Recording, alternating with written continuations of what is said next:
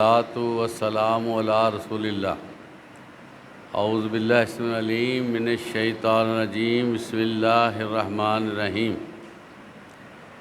محترم اساتذہ کرام، عزیز طلباء، السلام علیکم۔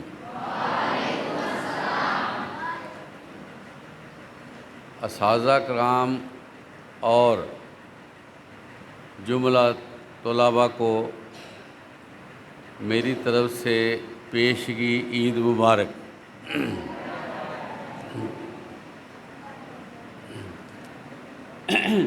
عزیز طلباء، ہمارا دین اسلام بہت ہی زیادہ پیارا اور خوبصورت دین ہے۔ اس نے انسان کی ساری ضروریات کا خیال رکھا ہے۔ تو جس طرح انسان کا دل چاہتا ہے کہ کبھی وہ خوش بھی ہو، کبھی خوشی کا ماحول بھی بنے، اور گھر میں اکٹھ ہو، گھر میں مہمان آئیں، مہمان بن کر جائیں، اچھے کپڑے پہنیں، تو اس ضرورت کو بھی ہمارے دین نے بہت اچھے طریقے سے پورا کیا ہے۔ اب روزے اختتام پذیر ہو رہے ہیں، تیزی سے رمضان گزر رہا ہے، اور 2-3 دن کے بعد ماشاءاللہ عید کی آمد ہے۔ آپ علیہ الصلوۃ والسلام نے اہل ایمان کے لیے 2 عیدیں بتائی ہیں، ایک ہے عید الفطر اور ایک ہے عید الاضحیٰ۔ تو عید الفطر کو حرف عام میں چھوٹی عید بھی کہا جاتا ہے، اور عید الاضحیٰ کو بڑی عید۔ یہ جو عید ہے اس کو میٹھی عید بھی کہا جاتا ہے۔ یہاں پر سوئیاں چلتی ہیں اور دوسری چیزیں جو میٹھی ہیں گھروں میں پکتی ہیں۔ تو یہ ہمارے لیے عید بڑی ہی خوشیوں کی حامل ہوتی ہے۔ خوشیاں کس لیے ہوتی ہیں کہ مسلمان مومنوں نے اللہ کی رضا کے لیے رمضان المبارک میں پورے مہینے کے روزے رکھے ہوتے ہیں، اور مسلمان اپنے مالک کی خوشنودی کے لیے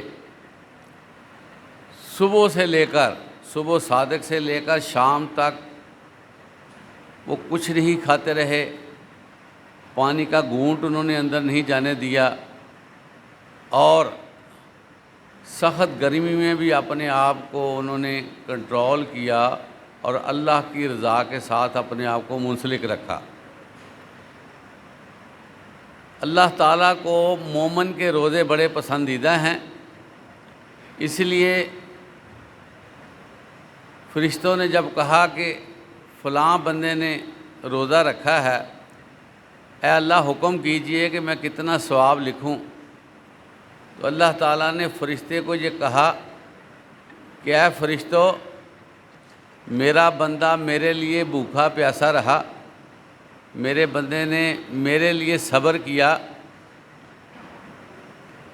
یہ ایک بڑا کام ہے، تم صرف یہ لکھ دو کہ اس بندے نے روزہ رکھا ہے اور میں خود اس کی جزا دوں گا۔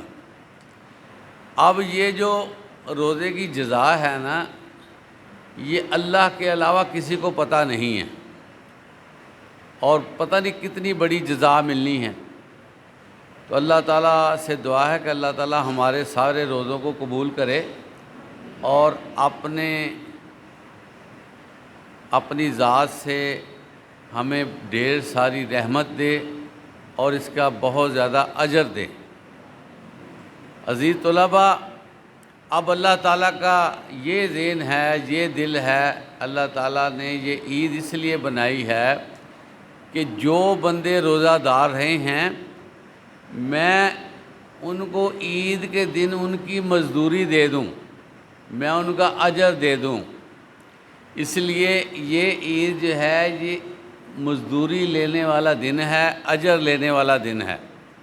اس لیے اس عید کو ہم نے بڑے احتیاط سے چلنا ہے۔ پہلی بات عزیز طلبہ یہ ہے کہ جب عید کا چاند نظر آتا ہے تو آپ نے دیکھا کہ بازاروں میں رونق بڑھ جاتی ہے، اور گلی محلے میں بھی بچے نوجوان سارے باہر آ جاتے ہیں، بڑی خوشی کا اظہار کیا جاتا ہے کہ آج چاند رات ہے۔ یہاں سے عزیز طلبہ ہم نے اپنے آپ کو سنبھالنا ہے۔ آپ کو پہلے بتایا کہ روزے رکھے ہیں اللہ کی رضا کے لیے، اب عید کی رات شروع ہو گئی ہے اور اللہ تعالیٰ نے صبح ہمیں جو روزے رکھے اس کا اجر بھی دینا ہے۔ اب ہم لوگ جو ہیں جب کوئی خوشی کا وقت آتا ہے تو ہم تھوڑا سا آپے سے باہر ہو جاتے ہیں اور وہ حرکات کرنے لگ جاتے ہیں جس سے ہماری جو نیکیاں ہیں وہ ضائع ہونے کا خطرہ پیدا ہو جاتا ہے۔ تو عزیز طلبہ، پہلی بات یہ ہے کہ آپ نے عید کی جو رات ہے وہیں سے احتیاط کرنی ہے، کوئی ایسا کام نہیں کرنا جس سے شیطان خوش ہو جائے، اپنے آپ کو قابو میں رکھنا ہے۔ بعض لوگ جو ہیں وہ اونچی آواز میں ریکارڈنگ لگا دیتے ہیں، گانے بجنے شروع ہو جاتے ہیں، ڈیک لگ جاتے ہیں، اور اسی طرح جو ہے وہ اور ایسے مشاغل میں پڑ جاتے ہیں جو غیر شرعی ہیں۔ اب آپ دیکھیں کہ اگر ہم نے اتنا کام کیا ہے، روزے رکھے ہیں، اور اچانک ہم شیطانی کاموں میں پڑ گئے تو ہمیں کیا اجر ملے گا؟ تو بڑی احتیاط کی ضرورت ہے۔ جس طرح روزوں میں ہم نے نماز کی حفاظت کی ہے، اسی طرح ہم نے عید کے ایام میں بھی اس کو جاری رکھنا ہے۔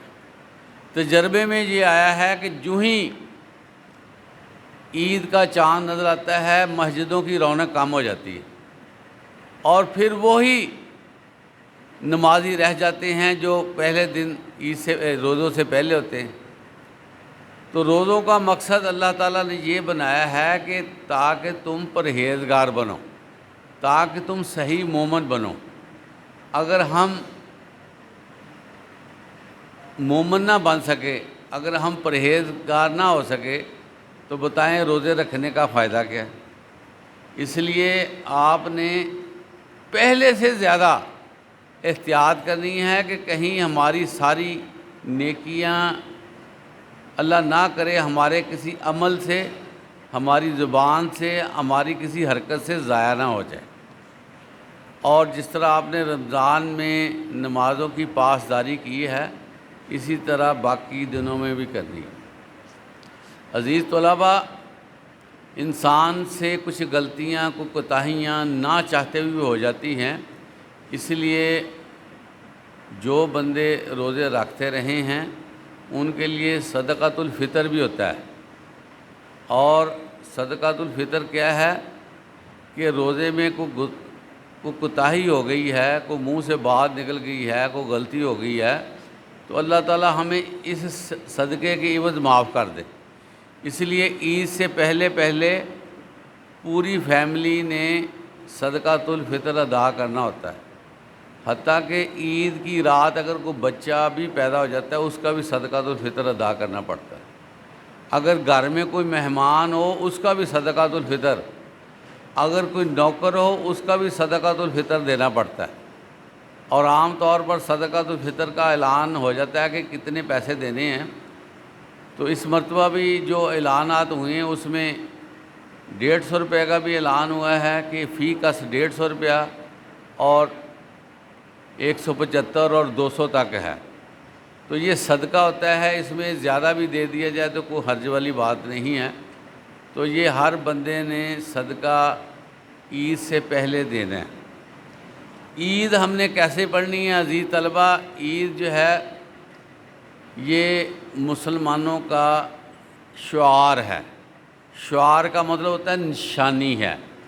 اس میں ہر بندہ خواہ وہ کسی عمر کا ہے اس کو عید پڑھنا لازم ہے۔ اس لیے عزیز طلبہ، بعض بچے دیکھنے میں آیا ہے کہ کھیل کود، کپڑوں کی تیاری اور نہاتے دھوتے بڑا وقت لگا دیتے ہیں، اور نماز بھی عید کی متاثر ہو جاتی ہے۔ اس لیے ضروری ہے کہ آپ لوگ جو ہیں عید کی رات ہی اپنے سارے معاملات تیار کر لیں اور وقت سے پہلے عید گاہ پہ پہنچ جائیں۔ عزیز طلبہ، آپ کو پتہ ہے کہ عید پڑھنے جب ہم نے جانا ہے تو راستے میں ہم نے کیا پڑھنا ہے؟ اللہ اکبر، اللہ اکبر، لا الہ الا اللہ، اللہ اکبر، اللہ اکبر للہ الحمد۔ یہ تکبیرات ہیں جو آپ نے جاتے دفعہ پڑھنی ہیں، اور وہاں اگر عید گاہ میں اگر آپ کو موقع ملتا ہے، ابھی عید شروع نہیں ہوئی، اس وقت بھی آپ نے بلند آواز میں تکبیرات پڑھنی ہیں۔ تو صحابہ کرام جب عید کا چاند دیکھ لیتے تھے اس وقت تکبیرات شروع کر دیتے تھے۔ بازاروں میں، گلیوں میں اونچی اونچی آواز میں تکبیرات پڑھی جاتی ہیں، تو آپ نے بھی جو ہے تکبیرات کا ورد کرنا ہے اونچی آواز میں۔ اگلی بات یہ ہے کہ عید کی نماز پڑھنے کے بعد آپ لوگوں نے یہ خیال رکھنا ہے کہ اپنا راستہ بدل لینا ہے۔ جس راستے سے ہم گئے ہیں عید پڑھنے کے لیے، دوسرے راستے سے ہم نے گھر میں آنا ہے۔ وہ اس لیے کہ عید جو ہے وہ بہت بڑا ایونٹ ہے، تو جو بندہ عید کے لیے جاتا ہے نا، وہ راستہ بھی اس کی گواہی دیتا ہے۔ جس راستے سے جاتا ہے راستہ اس کی گواہی دیتا ہے، اس کے ریکارڈ میں آ جاتا ہے۔ تو جو بندہ ایک راستے سے جائے گا اور دوسرے راستے سے واپس آئے گا تو دو راستے اس کی گواہی دیں گے، اس میں ثواب ہمارا بہت زیادہ بڑھ جاتا ہے۔ اور اسی طرح جب ہم نماز سے فارغ ہوتے ہیں تو ہم ایک دوسرے کو عید مبارک، عید مبارک کہتے ہیں۔ اس کا بھی ایک طریقہ کار ہے۔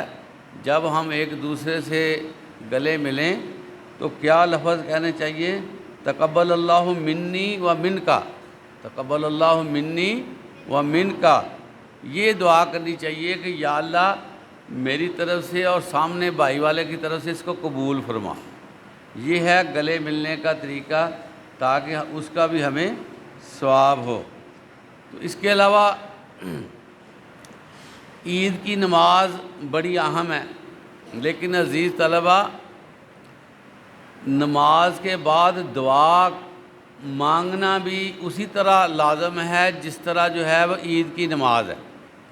بعض طلباء جو ہیں، طلباء سمجھ لیں، لوگ سمجھ لیں، ابھی عید کی نماز ختم ہوتی ہے تو اٹھ کر دوڑ پڑتے ہیں، پتہ نہیں کیا مسئلہ ہوتا ہے، جلدی جلدی اٹھ کے بھاگنے کی کوشش کرتے ہیں۔ تو عزیز طلباء، اس وقت دعا میں شرکت کرنا اللہ کے نبی صلی اللہ علیہ وسلم کی طرف سے حکم ہے، اور کہا گیا ہے کہ ہر بندہ وہاں پر جو ہے وہ حاضر ہو اور اللہ سے دعا کرے۔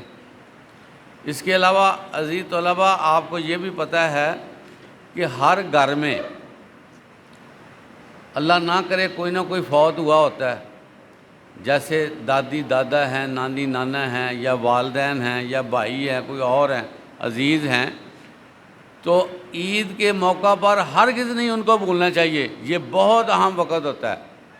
تو خلوص دل کے ساتھ اپنے لیے اور جو لوگ فوت شدگان ہیں ان کے لیے بڑے صدقے دل سے آپ نے یہ دعائیں کرنی ان کے لیے کہ اللہ تعالیٰ ان کو جو ہے وہ قبر میں ان کو راحت پہنچائے، اور حشر میں ان کو اللہ تعالیٰ سورج کی گرمی سے بچائے، تپش سے بچائے، اور جنت میں داخل کرے۔ تو یہ چیزیں جو ہیں ضروری ہیں۔ اس کے علاوہ عزیز طلباء، ایک بڑی ہی اہم بات، وہ بہت زیادہ اہم بات ہے، اس پہ آپ نے ذرا غور سے اس کو سننا ہے کہ ہمارے گھروں میں عام طور پر